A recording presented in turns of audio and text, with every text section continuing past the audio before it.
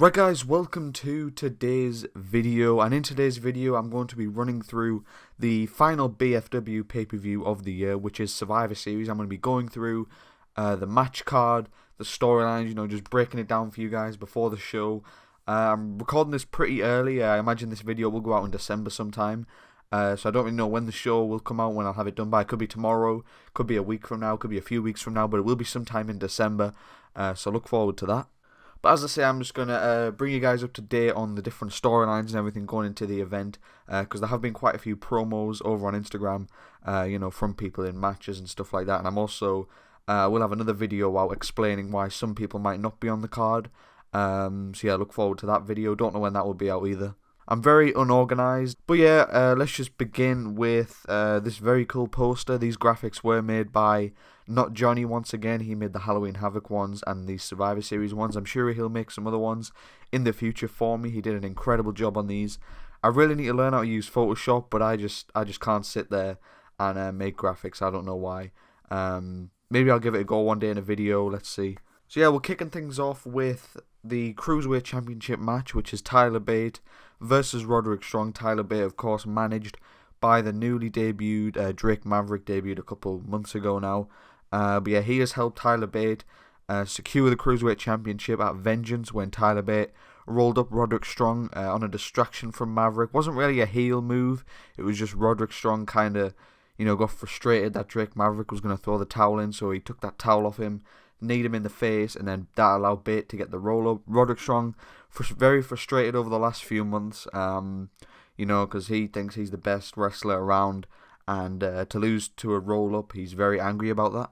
And I think it was what pay-per-view was it? Was it Backlash, where he faced Daniel Bryan for the Cruiserweight Championship, and Adam Cole offered him an Undisputed Era armband, but he denied.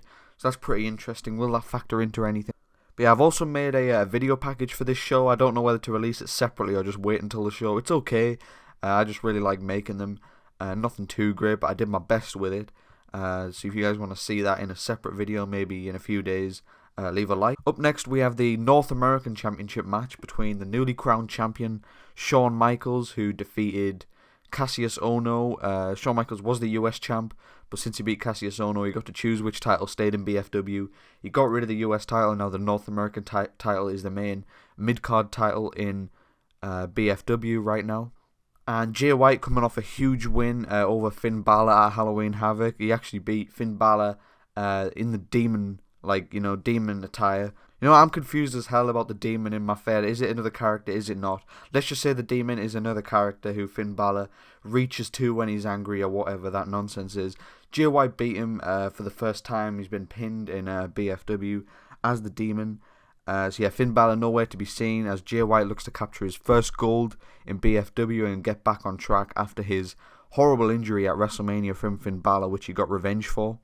So let me know who you think will win that one. Next we have the first ever full women's match I will be filming. I've actually already filmed this match as well as the Cruiserweight match. They're the two I've filmed so far. And it is Ronda Rousey taking on Io Shirai. Ronda Rousey going around saying she made history. She was the first woman in the Rumble. She beat Samoa Joe a couple months ago, busting his nose.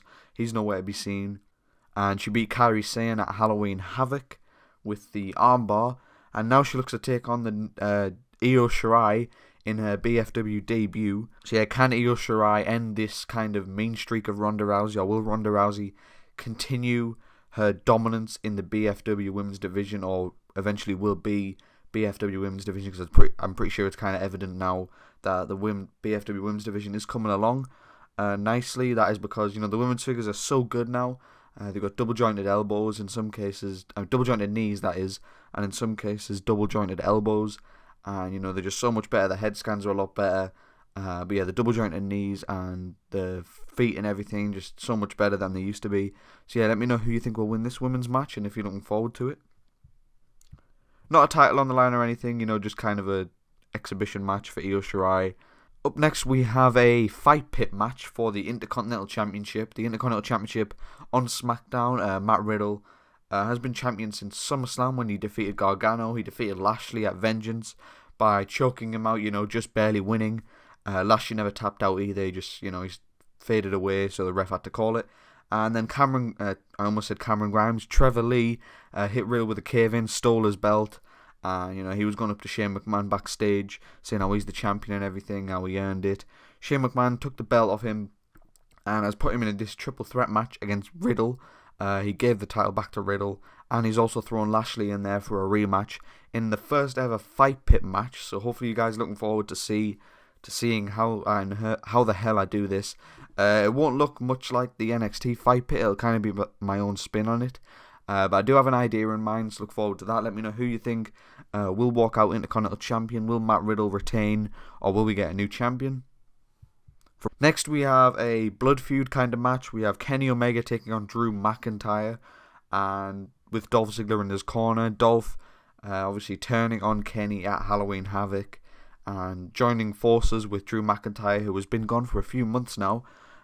Drew looking to get back on track with a huge win over, one of the best, Kenny Omega. And Dolph explained this in a promo a couple of weeks ago, how, Dolph joined the Bullet Club at the same time as Kenny, all the way back at SummerSlam 2018, so over 2 years ago. And, Kenny, he had no idea Kenny was joining. He ended up getting the world title shots. Dolph just kind of got pushed to the side with Gallows and Anderson. He did get the Intercontinental Championship for a while, but even Kenny took the spotlight away from him in that, always helping him win and everything. And Drew saying, you're nothing without Dolph. Kenny saying Dolph is nothing without him. We will see who wins this match between Dolph's new friend Drew and Kenny. Dolph said if Kenny ever wants any chance of facing Dolph, he has to get through the Scottish psychopath. So let me know who you think will win that. Drew and Dolph did destroy Gallows and Anderson, which almost seemed like Kenny's allies who came to save him a couple of times. But, they've been written off. So it's Kenny all alone taking on Drew. Let me know who you think will win that one. Up next, we have the Raw Tag Team Championship match between War Machine, the newly debuted War Machine, and the Young Bucks. And the Young Bucks are on a roll. They've won the Tag Team Championships all the way back at Payback. They've defeated Finn Balor and AJ Styles. They defeated Kenny, Balor, and AJ all at SummerSlam with Cody by their side. Cody and the Bucks still are in an alliance, but they kind of got their own things going on. And they also defeated Kenny and Ziggler at Halloween Havoc. They've kind of only beat impromptu tag teams. They beat AJ and Finn, who weren't teaming very long together, and they were just like friends teaming up. And then we got Kenny and Dolph, who only had like a couple matches before that together. So now they're going up against a proper tag team who have been together for years in Hanson and Rowe, who attacked them after the Young Bucks match against Ricochet and Mustafa Ali, which got a DQ finish due to the Messiah and Pac and Buddy Murphy, interrupting. War Machine laying out the Young Bucks, and the Young Bucks gave them a challenge to face them at Survivor Series since they had no one else to face that was on their level. So Hanson and Rowe looking to gain the Raw Tag Team Championships in their debut pay-per-view match. Let's do the other Tag Team Championship match, which is for the Smackdown Tag Titles. We have the Lucha Bros, who have won it at SummerSlam and defeated DIY at Vengeance. And they are taking on the newly returned Undisputed Era. And Undisputed Era were obviously the tag team champions back in July, August, before FTRKO ran them over and ripped Bobby and Kyle out along with Adam Cole. So they had to vacate the tag titles, which were then won in a gauntlet by the Lucha Bros. So Undisputed Era getting their rightful rematch for the titles. And Kyle O'Reilly did pick up a win over Rey Fenix a couple of weeks ago. So Kyle O'Reilly definitely getting the singles win, but will they work together as a tag team as well as the Lucha Bros? Both experienced tag teams. Should be a fun match to film and a fun match to watch. So let me know who you think will walk out SmackDown Tag Team Champions. Then we have a bit of a talking segment. We have Batista explaining his actions. Batista over the last few months has been terrorizing Apollo Crews and brutalizing Apollo Crews. Destroyed him at Halloween Havoc. He destroyed him the night after SummerSlam. And we're going to hear from Batista at Survivor Series. He's been told that he will explain his actions and why he's been doing all of this to Apollo. So hopefully we'll get some answers from Big Dave. Then we have the traditional 5-on-5 Survivor Series match, which is something, we have every year most of the time. We did it. The last one last year was The Shield, Gargano and Apollo versus the Bullet Club. This year it is Seth Rollins and his disciples taking on Will Ospreay and his team, which is fun. A lot of people ask me, to do Raw versus Smackdown, but I hate that idea in real life. I hate the brand supremacy thing with no stakes or anything like that. I'd rather it was more of a blood feud and, had storyline meaning. They can do it well sometimes, like the 2016 match, and last year's was really good as well, but again, just add some stakes or make it into a story. So yeah, Will Ospreay on this team. He's also got Ricochet in there, who was attacked by Pac during their tag title match. Obviously, Pac was never able to beat Ricochet earlier in the year. Will he now be able to, now that he's aligned with Rollins? And then you got AOP, who recently debuted with Rollins, Buddy Murphy, who's been there for a while. And yeah, Ospreay recruiting Pete Dunne, who's just came off a loss from Brock Lesnar. He wants to kick some ass. And Keith Lee, who hasn't been around too much, but he's looking to just get in there, get in the fight. And Ali there, who was the tag team partner of Ricochet, so obviously Ali is going to be in this match alongside his tag team partner.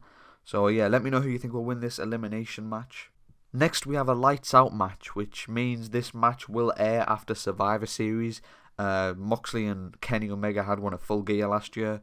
It aired separate from the show, so Survivor Series will air, and then there'll be another video of this match because there's going to be no rules, no limits, anything like that. Anything goes. So it's kind of like, the TV company can't stop them or something, or whatever that means. Yeah, I just think this would be pretty cool to make it feel more important. So yeah, Moxley and Cody collide in a lights out match. It's going to be a very brutal match. I'm sure we'll see a bit of blood in this.